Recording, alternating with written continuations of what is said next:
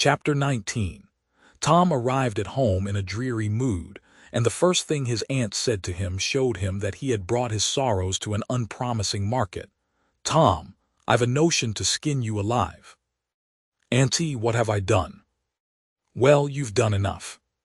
Here I go over to Sereny Harper, like an old softy, expecting I'm going to make her believe all that rubbish about that dream, when lo and behold she'd found out from Joe that you was over here and heard all the talk we had that night. Tom, I don't know what is to become of a boy that will act like that. It makes me feel so bad to think you could let me go to Sereny Harper and make such a fool of myself and never say a word." This was a new aspect of the thing. His smartness of the morning had seemed to Tom a good joke before and very ingenious. It merely looked mean and shabby now. He hung his head and could not think of anything to say for a moment. Then he said, "Auntie, I wish I hadn't done it, but I didn't think." "Oh, child, you never think. You never think of anything but your own selfishness. You could think to come all the way over here from Jackson's Island in the night to laugh at our troubles, and you could think to fool me with a lie about a dream. But you couldn't ever think to pity us and save us from sorrow. Auntie, I know now it was mean, but I didn't mean to be mean. I didn't, honest.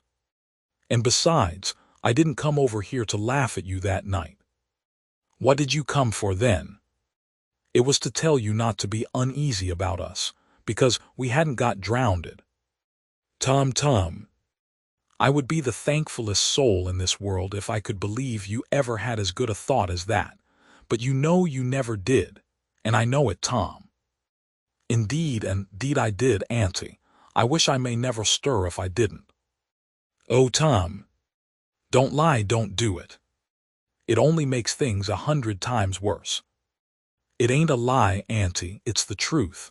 I wanted to keep you from grieving, that was all that made me come. I'd give the whole world to believe that. It would cover up a power of sins, Tom. I'd most be glad you run off and acted so bad, but it ain't reasonable because why didn't you tell me, child?" "Why, you see, when you got to talking about the funeral, I just got all full of the idea of our coming and hiding in the church, and I couldn't somehow bear to spoil it. So I just put the bark back in my pocket and kept mum." "What bark?" "The bark I had wrote on to tell you we'd gone pirating. I wish now you waked up when I kissed you, I do, honest." The hard lines in his aunt's face relaxed, and a sudden tenderness dawned in her eyes. "Did you kiss me, Tom?" "Why, yes, I did." "Are you sure you did, Tom?" "Why, yes, I did, Auntie, certain sure." "What did you kiss me for, Tom?" "Because I loved you so, and you laid there moaning, and I was so sorry." The words sounded like truth. The old lady could not hide a tremor in her voice when she said, "Kiss me again, Tom, and be off with you to school now, and don't bother me any more." The moment he was gone, she ran to a closet and got out the ruin of a jacket which Tom had gone pirating in. Then she stopped with it in her hand and said to herself, "No, I don't dare. Poor boy, I reckon he's lied about it, but it's a blessed lie, there's such a comfort come from it. I hope I know the Lord will forgive him because it was such good-heartedness in him to tell it, but I don't want to find out it's a lie. I won't look." She put the jacket away and stood by musing a minute. Twice she put out her hand to take the garment again, and twice she refrained.